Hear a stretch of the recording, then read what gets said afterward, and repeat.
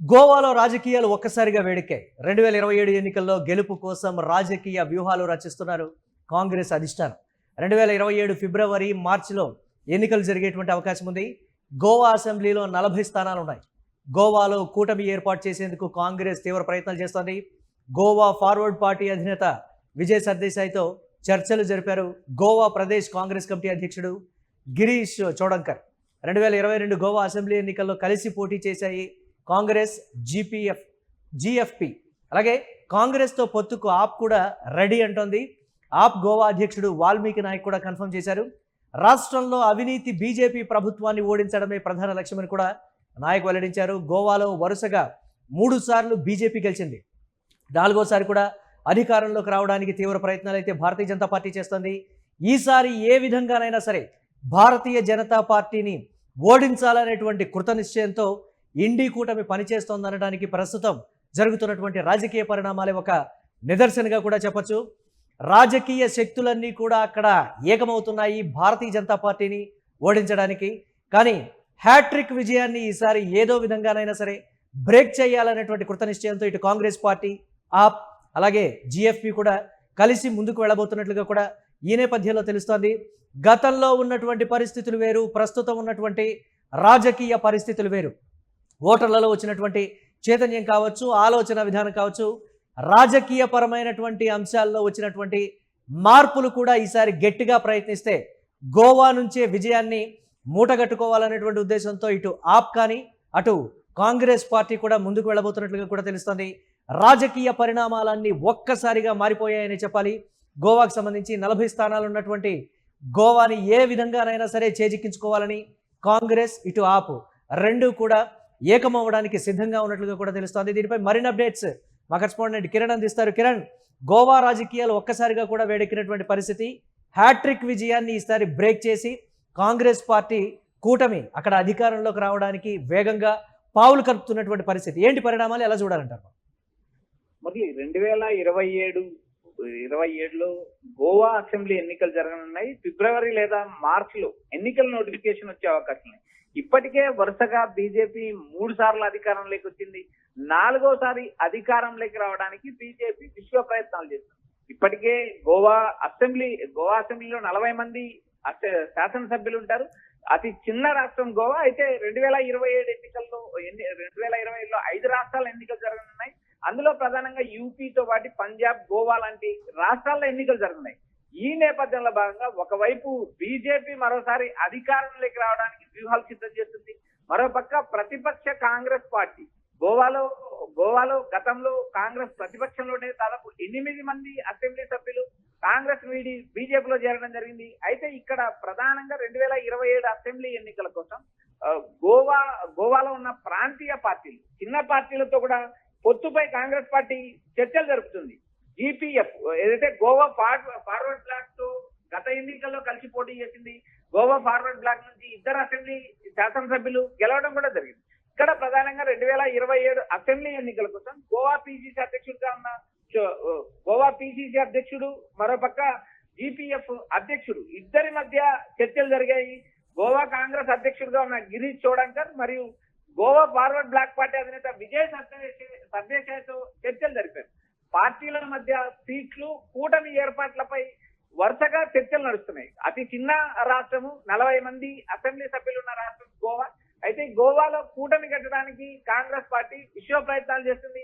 అదే విధంగా ఇక్కడ ప్రధానంగా ఏదైతే ఆప్ అధినేత అరవింద్ కేజ్రీవాల్తో పాటు గోవా రాష్ట్ర ఆప్ అధ్యక్షుడు వాల్మీకి నాయక్ కూడా కూటమి ఏర్పాటు చేస్తున్న నేతలతో సమావేశాలు జరిపారు. బీజేపీని ఓడించడమే మా ప్రధాన ఉద్దేశం. 2027లో బీజేపీని అధికారం నుంచి దించడమే మా ప్రధాన ఉద్దేశం. ఈ నేపథ్యంలో భాగంగా కాంగ్రెస్ పార్టీతో పొత్తుకెళ్లడానికి ఆప్ ఎలాంటి అభ్యంతరం లేదంటూ స్పష్టమైన ప్రకటన చేశారు. ఎక్కడైతే ఆప్ పార్టీ పోటీ చేయడం వల్ల కాంగ్రెస్ పార్టీ ఓటు శాతానికి భారీ దెబ్బతిన్న పరిస్థితులు ఉన్నాయి.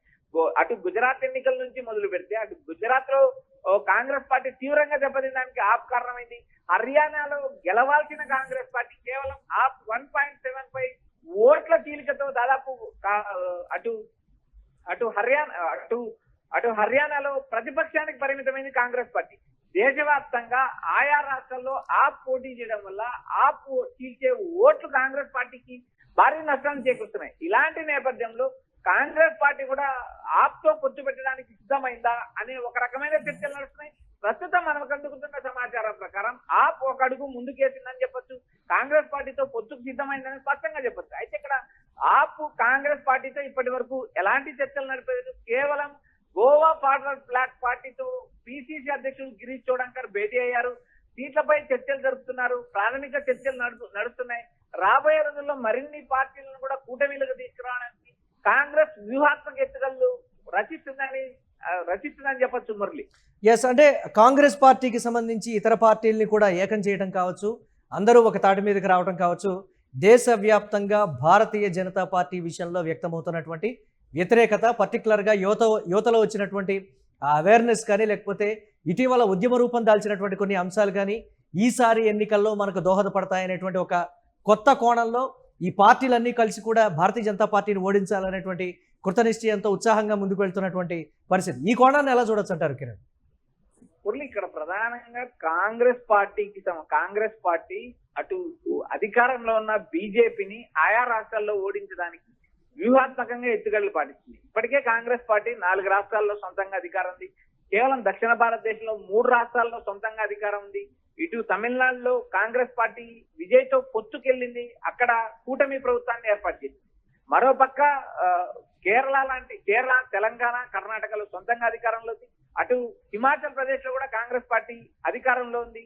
కొన్ని రాష్ట్రాల్లో కాంగ్రెస్ పార్టీ భాగస్వామ్యంగా ఉంది. అయితే ఇక్కడ ప్రధానంగా రాబోయే రోజుల్లో కాంగ్రెస్ పార్టీ ఎక్కువ రాష్ట్రాల్లో గెలవడానికి వ్యూహాత్మకంగా ఎత్తుగడలు పాటిస్తుంది. కాంగ్రెస్ పొత్తు పెట్టుకోవడానికి ప్రాంతీయ పార్టీలతో ఒక అడుగు ముందుకేసింది. ఇప్పటికే బీజేపీ 3 సార్లు గోవాలో అధికారంలోకి వచ్చింది, 4వసారి గెలవడానికి కూడా బీజేపీ విశ్వ ప్రయత్నాలు చేస్తుంది. ఇప్పటికే గోవా సీఎం గా ఉన్న ప్రమోద్ సావంత్ వ్యూహాత్మక ఎత్తుగడలు సిద్ధం చేస్తున్నారు. గోవా బీజేపీ కూటమిలోకి మరిన్ని పార్టీలను ఆహ్వానిస్తున్నారు. అయితే ఇక్కడ ప్రధానంగా రాబోయే 2027 అసెంబ్లీ ఎన్నికలు, మరోపక్క కాక్రోచ్ పార్టీ ఈ నిరసనలు, ఆందోళనలు, ఒకవైపు బీజేపీ ఆందోళనలు, దేశవ్యాప్తంగా జరుగుతున్న ఉద్యమాలు, మరోపక్క డీలిమిటేషన్, జమిలీ ఎలక్షన్ బిల్లు, మహిళా బిల్లు ఆమోదం కోసం పార్లమెంట్ లో పెట్టడానికి బీజేపీ వ్యూహాలను సిద్ధం చేసినప్పటికీ బీజేపీ ఈ సెషన్స్ లో పెట్టడం లేదు. కేవలం దేశవ్యాప్తంగా జరుగుతున్న ఉద్యమాలు, మరోపక్క ప్రతిపక్ష కాంగ్రెస్ పార్టీ యాక్టివ్ కావడం. అయితే కాంగ్రెస్ పార్టీ యాక్టివ్ కావడం, మరోవైపు డీలిమిటేషన్ బిల్లు పెడితే అడ్డుకోవడానికి మరోసారి కాంగ్రెస్ పార్టీ సిద్ధమైన నేపథ్యంలో డీలిమిటేషన్ బిల్లు ఈ పార్లమెంట్ సెషన్ లో పెట్టడం లేదనే సమాచారం మనకు తెలుసు.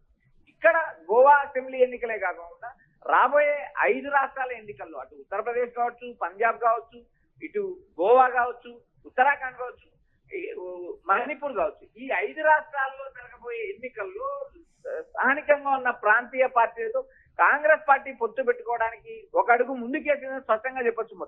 Right, thanks for updates Kiran. మొత్తం మీద 4వసారి అధికారంలోకి రావడానికి బీజేపీ చేస్తున్నటువంటి ప్రయత్నాలకు చెక్ పెట్టే విధంగా కాంగ్రెస్, ఆప్, అలాగే స్థానికంగా ఉన్నటువంటి పార్టీ కూడా ఒకంత కలిసి ముందుకు వెళ్ళబోతున్నాయనేటువంటి మాట. దేశవ్యాప్తంగా భారతీయ జనతా పార్టీకి వీస్తున్నటువంటి వ్యతిరేక పవనాలు కావచ్చు, జెన్జీ యువతలో వచ్చినటువంటి ఉద్యమం కావచ్చు, వ్యతిరేకత వ్యక్తమైనటువంటి ఈ పరిస్థితులన్నింటినీ కూడా తిరిగి అందుబాటులోకి, అంటే దీనికి సంబంధించి అనుకూలంగా మార్చుకొని గోవా నుంచే విజయ పరంపరను కొనసాగించాలని కాంగ్రెస్ పార్టీ అలాగే ఆప్ కూడా ఒక నిర్ణయానికి వచ్చినట్లుగా తెలుస్తోంది.